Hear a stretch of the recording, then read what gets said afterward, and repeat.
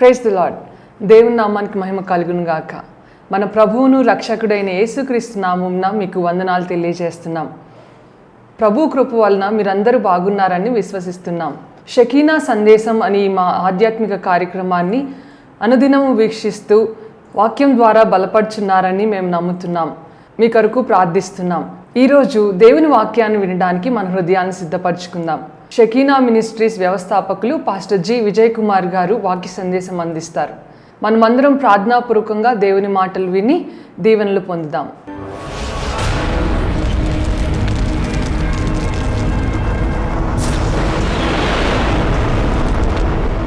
అపోస్తుల కార్యములు 2వ అధ్యాయములో 17వ వచనం చూడండి దయచేసి.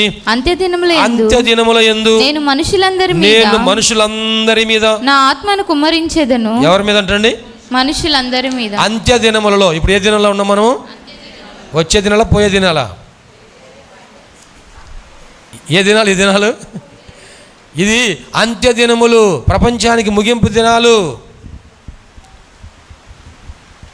ఎటువంటి దినాలంటే యుద్ధం వాతావరణం కలిగినటువంటి పరిస్థితులు ఉన్నాయి. ఆల్రెడీ రష్యా ఉక్రెయిన్కి యుద్ధము జరుగుతూ ఉంది. అలాగనే ఇస్రాయేల్ దేశంలో ఆ ప్రక్కనే ఉన్న గాజా ప్రాంతములు ఆ హమాస్ వాళ్ళతో యుద్ధము జరుగుతూనే ఉంది. అంత్యదినములు, యుగ సమాప్తి కాలములో మనం అందరం ఉన్నాం. అందరి మీద నా ఆత్మను అందరా మనలో కొంతమంది మీద, అందరి మంది మీద. ఏమండి, ఇది మనకు వర్తించదా? మా అంత్యదినముల్లో మనుషులందరి మీద, ఇంక లోకంలో ఉన్న వారి మీద కాదు మనం చెప్తుంది, మందిరంలోకి వచ్చిన వారి మీద, ఎంతో కొంత ప్రార్థన చేసిన వారి మీద, ఎంతో కొంత శుద్ధీకరించబడిన వారి మీద, ఎంతో కొంత విశ్వాసం ఉన్న వారి మీద, ఇదిగో మందిరంలో చేరొచ్చిన వారు అందరి మీద. దేవునికి స్తోత్రం. నేను నమ్ముతున్నాను, మనందరి మీద ఆయన ఆత్మ కుమ్మరించను గాక. నమ్మిన వారు గట్టిగా ఆమేన్ చెబుతారా? ఆమేన్. చూడండి, ఇంకా ఆ తర్వాత ఇంకేం వాగ్దానం రాయబడింది? అందరి మీద ఆత్మను కుమ్మరిస్తాడు. మీ కుమారులను, మీ కుమారులు, మీ కుమార్తెలు ప్రవచించెదరు. మీ యవ్వనులకు దర్శనములు కలుగును. మీ వృద్ధులు కలలు కందురు. దేవునికి మహిమ కలుగును గాక. మీ కుమారులు, అమ్మా మీ కుమారులు. యేసు ప్రభు వారు శిలువ మోసుకెళ్తే ఏమన్నారంటే, అమ్మలారా, యెరూషలేము కుమార్తెలారా, నా కోసం మీరు ఏడవద్దమ్మా. ఎవరి కోసం? మీకోసం, మీ భర్త కోసం, మీ భార్య కోసం, మీ పిల్లల కోసం, మీ కుమారుల కోసం, మీ కుమార్తెల కోసం మీరు ఏడవండి అన్న. చూడండి, మీ కుమారులు, మీ కుమార్తెలు దేవుని ఆత్మతో నింపబడి ప్రవచనాలు పలకాలనేది దేవుని చిత్తమైంది. దేవునికి స్తోత్రం అండి. అటువంటి ఉన్నత స్థితిలో మన బిడ్డలు నడిపించబడాలి అనేది దేవుని కోరిక ఉంది. దేవునికి స్తోత్రం. గమనించండి, ఇప్పుడు మన పిల్లల్ని నేను చాలాసార్లు చెబుతూ ఉంటా, మీరు మందిరానికి వచ్చారు, కానీ మీ పిల్లలు మందిరానికి వచ్చారా? మీ కుమారులు మందిరానికి వచ్చారా? మీ కుమార్తెలు మందిరానికి వచ్చారా? వారు మందిరంలో ఉంటే వారి మీదకి ఏమొస్తుందంటండి? దేవుని ఆత్మాభిషేకం వస్తుందంట. ఫిలిప్పు గారికి ఎంతమంది కుమార్తెలు? 4 కుమార్తెలు ఉన్నారంట. ఇక్కడ ఎవరికైనా 4 కుమార్తెలు ఉన్నవారు ఉన్నారా? 4 కుమార్తెలు మాకు ఉన్నారు అని వాళ్ళు చేతులు ఎత్తారా? ఎవరైనా 4 కుమార్తెలు? అసలు అంత ప్రమాదం ఎందుకు రాణిస్తామండి కదా? 4 కుమార్తెలు ఉన్నారంట. అయితే ఈ 4 కుమార్తెలు ఎటువంటి వారంట అండి? ప్రవచనములు పలికేవారు. దేవునికి మహిమ కలుగును గాక. హల్లెలూయా. ఈ 4 కుమార్తెలు ప్రవచనాలు పలుకుతున్నారు. మరి మొన్న దైవజనులు ప్రవక్తలు మన దగ్గరికి వచ్చినప్పుడు ప్రవచనాలు పలికారు కదండి. ప్రవచనాలు పలికారు. ఆ ప్రవచనాలు వారు చెప్తూ ఉంటే అసలు దేవుడు ఎంత గొప్పవాడు, ఎంత మహిమ కలిగిన వాడు, ఎంత సర్వశక్తిమంతుడు అని మనం దేవుని ఎంతగానో గణపరిచాం, మహింపరిచాం. మన జీవితంలో ఉన్న సమస్యలు వారు చెబుతున్నారు. ఎలా చెప్పగలుగుతున్నారు? దేవుని పరిశుద్ధాత్మ ద్వారా ప్రవచనములు పలుకుతూ ఉన్నారు. మీ కుమారులు, మీ కుమార్తెలు దీవించబడాలి. లోకంలో ఉండకూడదు, పాపంలో ఉండకూడదు, శాపగ్రస్తులు కాకూడదు. వారు ఆశీర్వదించబడుదురు గాక, జ్ఞానవంతులు అగుదురు గాక, అభిషేకం పొందుదురు గాక. వారి కోసం మీరు ప్రార్థన చేస్తుంటే దేవుడు వారిని మందిరంలోకి నడిపించను గాక, వారిని మీద ఆత్మను కుమ్మరించను గాక, వారికి ప్రవచనాలు దయచేయను గాక. మనము కుమారుల విషయంలో, కుమార్తెల విషయంలో దేవుడు ఈ ఆలోచన కలిగి ఉన్నాడు. కాబట్టి వారిని లోకంలో మాత్రం పొరపాటును కూడా విడిచిపెట్టబాకండి. మందిరానికి తీసుకురండి. మీ కుమారులు అభిషేకించబడుదురుగాక, కుమార్తెలు అభిషేకించబడుదురుగాక. మీ యవనులు దర్శనములు చూస్తారు. యవనులు ఏం చూస్తారండి?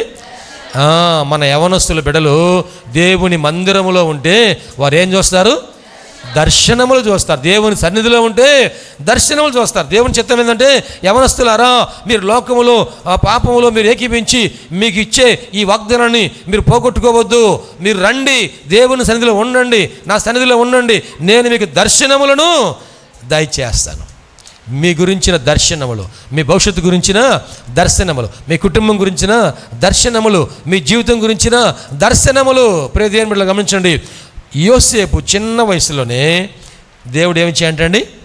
దర్శనములు, కలలు, దర్శనములు ఇచ్చాడు. ఇప్పుడు యోసేపు దర్శనం కలిగిన వాడు కనుక ఎక్కడికి పోయినా సరే ఒకానొక రోజున నేను హెచ్చించబడతాను. దేవునికి మహిమ కలుగునుగాక. యోసేపుని బ్రతికించింది ఏదే అంటే దర్శనమే. యోసేపుకి వాళ్ళ అమ్మ తోడుగా ఉందా? యోసేపుకి వాళ్ళ నాన్న తోడుగా ఉన్నాడా? యోసేపుకి వాళ్ళ సంఘ కాపరి తోడుగా ఉన్నాడా? యోసేపుకి తోడు సహోదరులు ఎవరైనా ఉన్నారా? స్నేహితులు ఉన్నారా? పరిశుద్ధాత్మ దేవుడే తోడుగా ఉండి ఇచ్చిన దర్శనము అది సజీవమైంది. దేవునికి స్తోత్రం. యోసేపుని గుంటలో పడేశారు కానీ మరణము రా. దేవునికి మహిమ కలుగును గాక. యోసేపుని అమ్మివేశారు కానీ మరణము రాలేదు. యోసేపుని చెరసాలలో పడేశారు కానీ మరణము రాలేదు. యోసేపునకు కలిగిన దర్శనము అది సజీవమైంది కనుక అది ఎన్ని సంవత్సరాలు గడిచినా సరే దేవుడు తన సమయంలో ఆ దర్శనము నెరవేర్చునుగాక.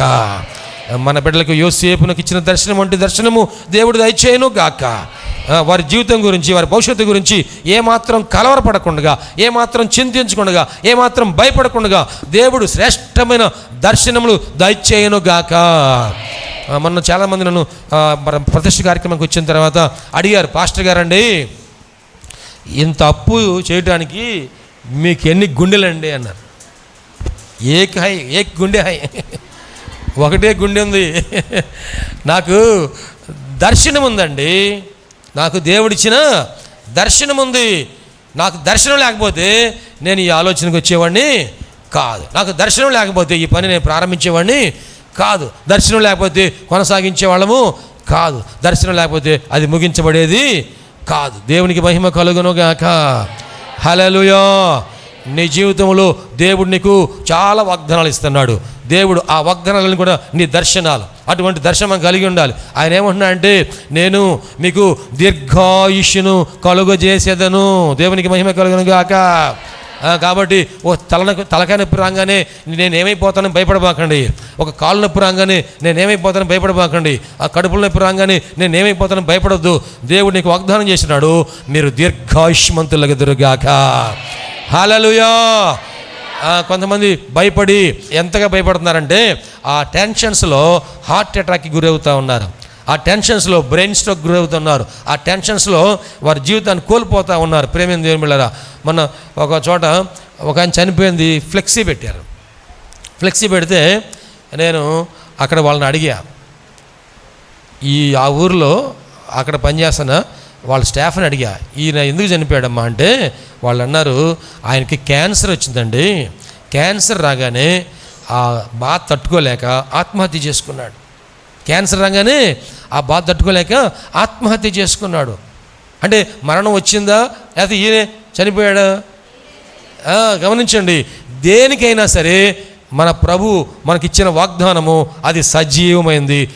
వాగ్దానం కలిగిన వారముగా పరిశుద్ధాత్మ దేవుడు మనకేం చేస్తాడంటే ఆయన మనకు వాగ్దానాలను గ్రహించే దేవుడు. దేవునికి స్తోత్రం. పరిశుద్ధాత్మ దేవుడు మనకు దర్శనాలు ఇచ్చే దేవుడు, ఆయన స్వప్నాలు ఇచ్చే దేవుడు, మాట్లాడే దేవుడు, మీతో ఎల్లప్పుడూ ఉంటాడు, మీలో ఉంటాడు. దేవునికి స్తోత్రం.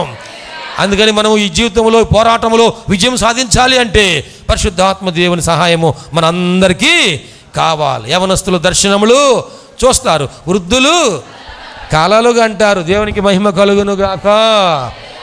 మన ఇంట్లో ఉన్న వృద్ధులను మందిరానికి తీసుకురండి, వాళ్ళు ప్రార్థనలో వారు ఎప్పుడైతే నిలుస్తారో, అభిషేకం పొందుతారో, వారు నిద్ర లేవగానే వారు మనవడిని, మనవరాలని, కుమారుని, కూతురిని, అల్లుడిని అందరిని పిలిపించి ఏం చెబుతారంటే, నీ గురించి నాకు దేవుడు ఇటువంటి మంచి స్వప్నం చూపించాడు. దేవునికి మహిమ కలుగును గాక. నీ గురించి నాకు దేవుడు ఇటువంటి దర్శనం చూపించాడు. అయ్యా, నువ్వు 10th క్లాస్ ఎగ్జామ్స్కి వెళ్తున్నావు కదా, ఇదిగో దేవుడు నీకు మంచి మార్కులు ఇస్తానని దేవుడు ఇదిగో నీకు 600కి 580 మార్కులు ఇస్తాడు అని నాకు చూపించాడు అయ్యా అంటే, ఆ బిడ్డ ఎంత ఉత్సాహంగా వెళ్తాడు కదా, సంతోషంగా వెళ్తారు కదా. ఆ తర్వాత ఆ మార్కులు రాగానే నిజంగా వాళ్ళ నాయనమ్మను కానీ అమ్మమ్మను కానీ చూసిన తర్వాత, అమ్మా దేవుడు నిజంగా నీకు చూపించాడు. దేవునికి మహిమ కలుగును గాక. అటువంటి తల్లులు మనకు కావాలి. దేవునికి స్తోత్రం. ప్రార్థన చేసేవారిని, అంగలార్చేవారిని, రోదనం చేసేవారిని, కన్నీరు గార్చేవారిని దేవుడు దర్శిస్తాడు. వారిని ఆత్మతో అభిషేకిస్తాడు. వారికి ఈ వాగ్దానాలన్నీ కూడా వారి జీవితంలో నెరవేర్స్తాడు. అంత్య దినముల్లో అందరిపైన నా ఆత్మను నేను కుమ్మరిస్తాను. దేవునికి మహిమ కలుగును గాక. హల్లెలూయా. అయితే మనము 8వ అధ్యాయం, అపోస్తల కార్యంలో 8వ అధ్యాయంలో అక్కడ కొంతమంది నీటి బాప్తిసం పొందారంట, కానీ పరిశుద్ధాత్మ బాప్తిసం వారు పొందలేదు అని రాయబడింది. చూడండి, ఇక్కడ లేఖన భాగంలో 14వ వచనం, 8వ అధ్యాయం 14వ వచనం నుండి, సమరయ వారు దేవుని వాక్యం అంగీకరించిరని యెరూషలేములోని అపోస్తలులు విని పేతురును యోహానును వారి యొద్దకు పంపిరి. వీరు వచ్చి వారు పరిశుద్ధాత్మను పొందవలెనని వారి కొరకు ప్రార్థన చేసిరి. అంతకు ముందు వారిలో ఎవని మీదను ఆయన దిగి ఉండలేదు. వారు ప్రభువైన యేసు నామమున బాప్తిస్మము మాత్రము పొందియుండిరి. అప్పుడు చాలా దేవునికి మహిమ కలుగును గాక.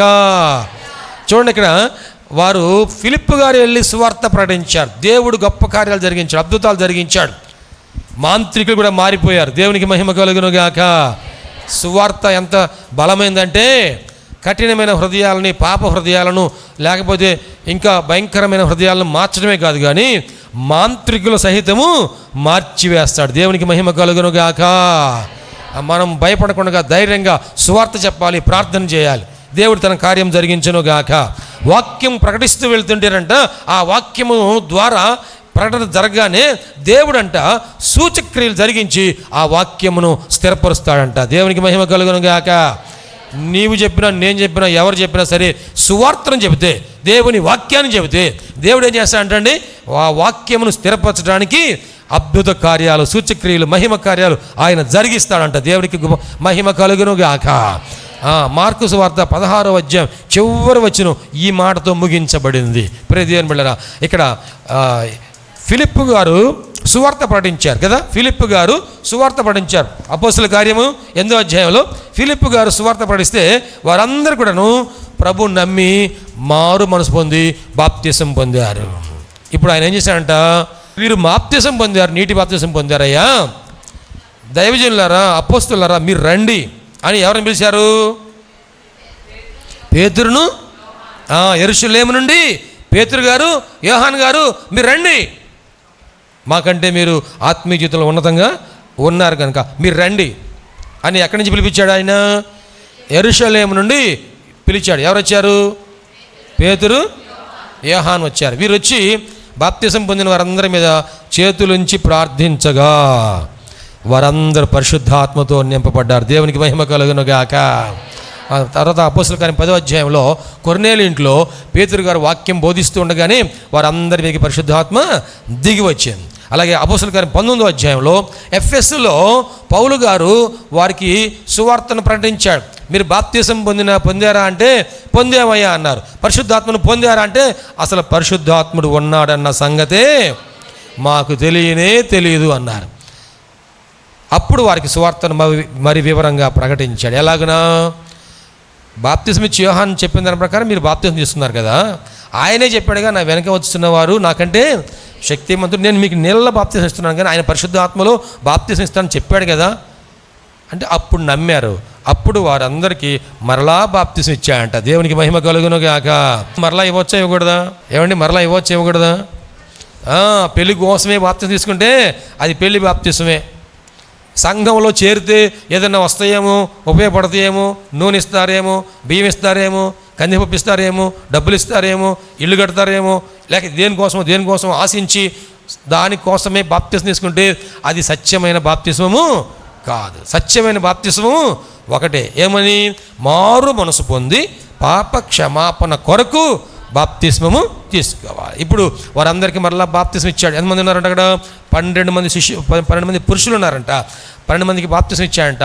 ఇప్పుడు అందరి మీద చేపెట్టి ప్రార్థన చేస్తూ ఉంటే అందరు కూడా పరిశుద్ధాత్మతో నింపబడిన వారై అన్య భాషలతో మాటలాడసాగిరి. దేవునికి మహిమ కలుగును గాక.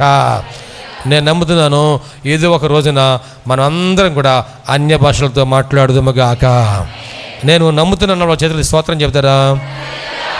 ఏదో ఒక రోజు నేను కూడా అభిషేకించబడతాను. ఏదో ఒక రోజున నేను భాషలతో మాట్లాడతాను. ఏదో ఒక రోజున పరిశుద్ధాత్మ కృపావరాలతో నేను నింపబడతాను. మీరు యెరూషలేమును విడిచి వెళ్ళబాకండి, ఇక్కడే ఉండి ప్రార్థన చేయండి. షెకినా ప్రార్థన మందిరంలో ఉండి ఏం చేయాలి? ప్రార్థన చేయాలి. సమయం అనక అసమయం అనక మనం ప్రార్థన చేయాలి. ఉపవాస ప్రార్థనకి ఫస్ట్ రోజు రావాలా, లాస్ట్ రోజు రావాలా?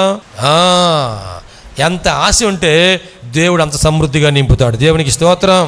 పరిశుద్ధాత్మతో నింపబడిన సందర్భం గురించి లేఖనాల్లో ఏమని తెలియజేయబడిందంటే 7 అభిషేకం, రెట్టింపు అభిషేకం. ఎవరు రెట్టింపు అభిషేకము? ఎలీషా ఏలియా దగ్గర రెట్టింపు అభిషేకం పొందాడు. అలాగనే 7 అభిషేకం గురించి రాయబడింది.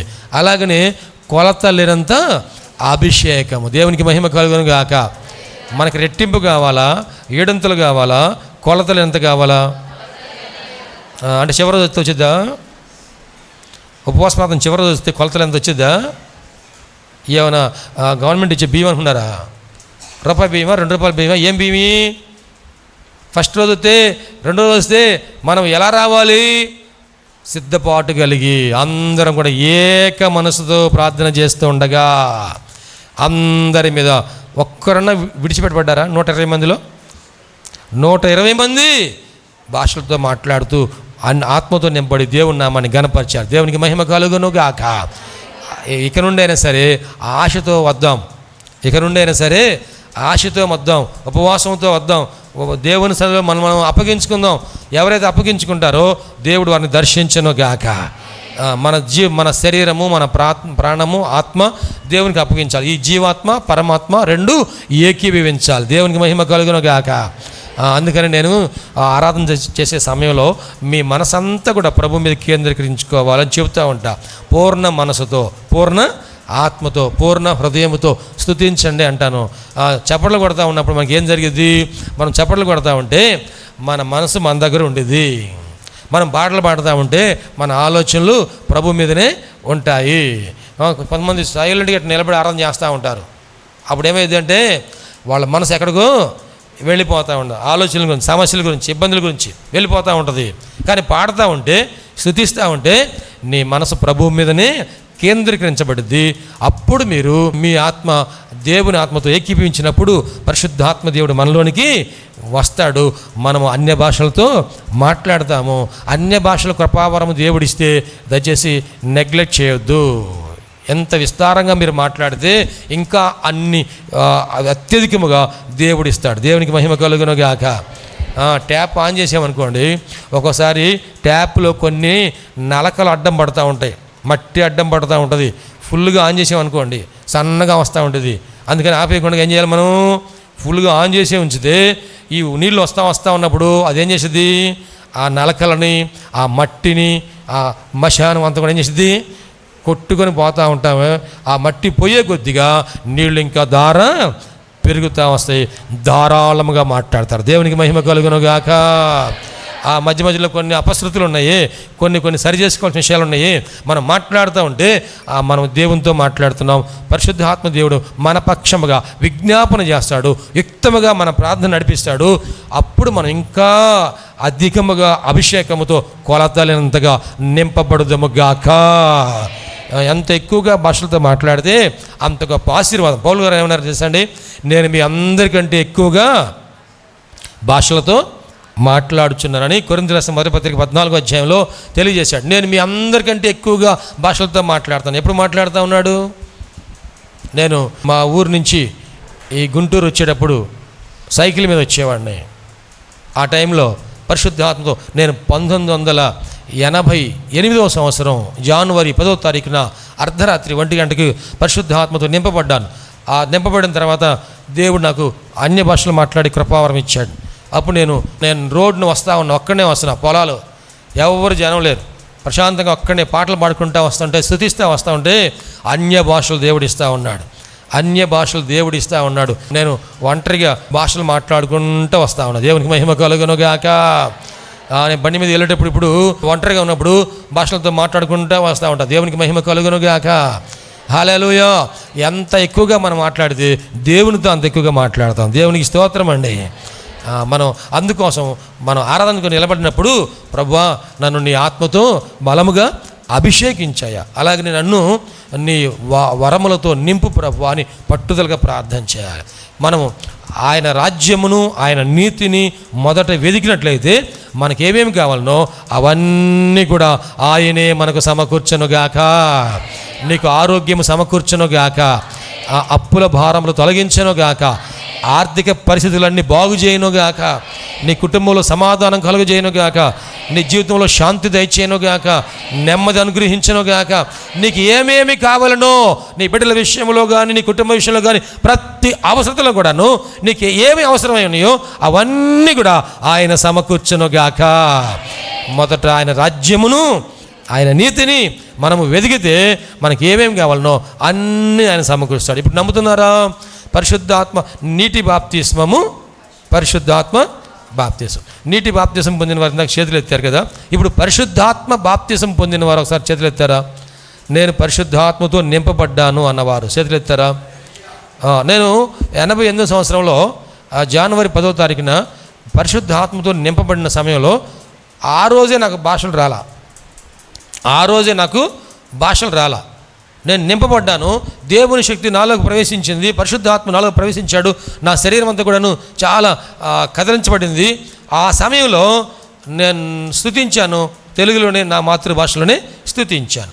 అలాగే నేను ప్రార్థనలో కొనసాగుతూ ఉండగా ఒక వారం రోజుల్లో దేవుడు నన్ను నా నోటిని తాకి నా తెలుగులో మాట్లాడుతున్న ఈ స్తుతులన్నీ కూడా అన్య భాషలతో దేవుడు దీవించాడు. దేవునికి మహిమ కలుగునుగాక. ఒకవేళ మీరు దేవుని ఆత్మచేత కదిలించబడితే, దేవుని ఆత్మచేత దర్శించబడితే ఆ అన్య భాషలు మాట్లాడే కృపావరం నాకు దయచే, ప్రవచన వరం నాకు దయచే. పరిశుద్ధాత్మ 9 కృపావరాలు ప్రభు అందరికీ దయచేయాలని ఆశపడుతున్నాడు. వాటి కోసం మనం పట్టుదలగా ప్రార్థన చేయాలి. ప్రార్థన చేస్తే పరిశుద్ధాత్మ దేవుడు తన చిత్తం చొప్పున అన్నిటినీ ఆయన అందరికీ ప్రత్యేకముగా పంచి ఇచ్చు కార్యసిద్ధిని కలుగు చేస్తున్నాడు. దేవునికి మహిమ కలుగును గాక. అందరికీ పంచి ఇచ్చేటప్పుడు నీకు కూడా ఇస్తాడు ఎవడా?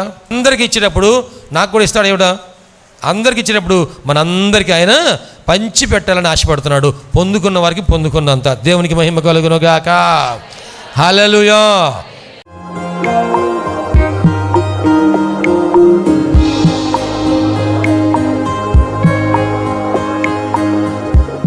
ప్రభునందు ప్రియ దేవుని బిడ్డలారా, ఎంతవరకు దేవుని వాక్యం విన్నందులకు ప్రభునామమున వందనాలు తెలియజేస్తున్నాం. మనం అందరం ప్రార్థనలో ఏకీపిద్దాం. తలలు వంచి కనులు మూసుకొని ప్రార్థనలో ఏకీపిద్దామండి. ప్రార్థించుకుందాం. మహోన్నతుడైన దేవ, పరిశుద్ధుడైన మా ప్రభువా, నీ పరిశుద్ధమైన పాదములకు వందనాలు. ఇదిగో నాయనా, ఈ వాక్యము ద్వారా మాతో మీరు మాట్లాడినందుకు వందనాలు ప్రభా. అవును, నువ్వు సజీవుడైన దేవుడు అయ్యా, మాట్లాడే దేవుడవు ప్రభా. ఈ వాక్యం మా హృదయంలో పదిలిపరుచుకుంటూ సహాయం చేయండి. సంపూర్ణమైన మారు మనసు మాకు దయచేయండి. పాప క్షమాపణ అనుభవం మాకు దయచేయండి. రక్షణ ఆనందం మాకు దయచేయండి ప్రభువా. ఈ అనారోగ్యములు, బలహీనతలు, సమస్యలు, శోధనలు, సైతాను ఆటంకాలు అన్నీ కూడా యేసుక్రీస్తు నామములో తొలగించండి నాయన. పరిశుద్ధాత్మ దేవ, మీ కార్యం జరిగించండి అయ్యా. మీరు మాకు తోడుగా ఉండి దీవించండి. మమ్మల్ని, మా కుటుంబం జ్ఞాపకం చేసుకోండి. మా బిడ్డలు మీరు ఆశీర్వదించండి ప్రభువా. మా కుటుంబంలో రక్షణ ఆనందం సంపూర్ణంగా దయచేయండి. ఎటువంటి అవసరాలని మీకు తెలుసునైనా ప్రతి అవసరతలో కూడా మాకు సహాయం దయచేయండి. అన్ని విషయాలు కూడా మీరు దీవించండి. ఈ టీవీ ప్రోగ్రాం చూసిన ప్రతి ఒక్కరిని పేరు వరుసన మీరు దీవించి రక్షించి మీరు అక్కడ కొరకు సిద్ధపరచండి. మంచి భవిష్యత్తును వారికి దయచేసి మీ కృపలో మీరు వర్ధలు చేయమని నీకే సమర్పణ చేసుకుంటూ యేసయ్య పరిశుద్ధ నామములో స్తుతించి ప్రార్థించి వేడుకుంటున్నాము తండ్రి. ఆమెన్. తండ్రి, కుమార, పరిశుద్ధాత్మ త్రియేక దేవుని దీవెన తోడుగా నడిపించను గాక. Amen, amen, amen. మీ అందరికీ ప్రభునామన వందనాలు. దేవుడు మిమ్మల్ని దీవించును గాక. ఆమెన్. ప్రభునందు ప్రియమైన సహోదరి సహోదరులందరికీ షకీనా ప్రార్థనా మందిరం తరపున హృదయపూర్వక వందనాలు తెలియజేస్తున్నాం. దేవుని కృప వలన 2012వ సంవత్సరంలో 350 గజముల స్థలంలో ఈ మందిరం నిర్మించుకోవడానికి ప్రభు కృపించారు. 2016వ సంవత్సరంలో నూతన స్థలం 180 గజముల స్థలం తీసుకోవడానికి ప్రభు సహాయం చేశారు. ఈ సమయంలో ఈ స్థలం అంతట్లో కూడాను మందిరం నిర్మించుకోవడానికి ప్రభు ఏర్పాటు చేసి ఉన్నారు కనుక ఈ మందిర నిర్మాణం, పాత మందిరం తీసివేసి నూతన మందిర నిర్మాణం కార్యక్రమం ప్రారంభించబడింది. దయచేసి ఈ మందిర నిర్మాణం కొరకు మీరు అందరూ ప్రార్థన చేయాలని, ప్రేరేపించబడిన వారందరూ కూడాను ఈ మందిర నిర్మాణంలో 106 అడుగుల పొడవు 45 అడుగుల వెడల్పు కలిగిన ఈ స్థలం అంతట్లో మందిర నిర్మాణం స్లాబ్ వేయటం జరుగుతుంది కనుక దయచేసి ప్రేరేపించబడిన వారందరూ కూడా మీ ఆర్థిక సహాయ సహకారాలు అందించి ప్రార్థించి మీరు దీవించబడాలని ప్రభునామన మనవి చేస్తున్నాం. ఈ స్క్రీన్ మీద చూపించబడుతున్న నంబర్కు మీరు ఫోన్పే కానీ, గూగుల్ పే కానీ, లేక మా అకౌంట్ నంబర్కి మీరు కానుక పంపించి సహాయం చేయాల్సిందిగా కోరుతున్నాం. లేక మీరు ప్రత్యక్షంగా వచ్చి ఈ మందిర నిర్మాణ కార్యక్రమాన్ని చూసి మీరు కానుక అందించి దీవించబడాలని ప్రభునామన మనం చేస్తాం. ప్రభు మనందరికీ తోడుగా ఉండి ఆశీర్వదించును గాక. ఆమె. షకీనా ప్రార్థనా మందిరము దేవుని యొక్క దర్శనములో దేవుని కృప వలన 2012వ సంవత్సరము మే నెల 1వ తారీఖున ప్రతిష్ఠ చేయటం జరిగింది. ఈ మందిరములో దేవుని ఆరాధించుటకు విచ్చేసిన వారు ఆత్మరక్షణ, శరీర స్వస్థత, వారి జీవితంలో ఆశీర్వాదాలు పొందుకుంటూ ఉన్నారు. ఉపవాస ప్రార్థనలో అభిషేకించబడి దేవుని ఆత్మతో ఆరాధించుచున్నారు. అనేక మంది పరిశుద్ధాత్మతో నింపబడుచున్నారు. దురాత్మ బంధకములతో బంధించబడిన వారు సాతాను బంధకాల విడిపించబడి ఆశీర్వాదం పొందుతూ ఉన్నారు. రక్షణ లేని వారు బాప్తిసం పొంది రక్షణ ఆనందాన్ని అనుభవిస్తూ ఉన్నారు. ఈ మందిరంలో చేయబడుచున్నటువంటి ఉపవాస ప్రార్థనలు, అభిషేక ఆరాధనలో అనేక మంది దీవించబడుతూ ఉన్నారు. ప్రియ స్నేహితులారా, మీరును సమస్యల్లో సతమతమవుతున్నారా? వ్యాధి బాధలతో పీడించబడుతున్నారా? నెమ్మది లేక బాధపడుతున్నారా? రండి, షకీనా ప్రార్థనా మందిరంలో ఆరాధనలో ఏకీభవించండి. ప్రభు మీకు సహాయం చేయగలరు. ప్రతి నెల 2వ శనివారము షకీనా ప్రార్థనా మందిరంలో సంపూర్ణ రాత్రి ఉపవాస ప్రార్థన ఏర్పాటు చేయబడింది. ఈ ఉపవాస ప్రార్థనలో అనేక మంది ఆత్మతో అభిషేకించబడుతున్నారు. అనేక మంది ఆత్మ వరములతో నింపబడుతున్నారు. దురాత్మ బంధకముల్లో ఉన్నవారు విడిపించబడుతున్నారు. దేవుని యొక్క ఆశీర్వాదాలు పొందుకుంటున్నారు. అనారోగ్యంతో ఉన్నవారు స్వస్థపరచబడుతూ ఉన్నారు. ఈ సందేశం మీకు ఆశీర్వాదకరంగా ఉందని నమ్ముచున్నాం. ఈ సందేశం ద్వారా మీరు పొందిన మేలులు మరియు మీ ప్రార్థన అవసరతలు మాతో తప్పక పంచుకొనగలరు. మా అడ్రస్ షకీనా ప్రార్థనా మందిరం, శారదా కాలనీ 32వ లైన్, రెడ్డిపాలెం రోడ్, గుంటూరు. మా ఫోన్ నంబర్స్ 9963242497, మరి ఒక నెంబర్ 8885539777. Praise the lord.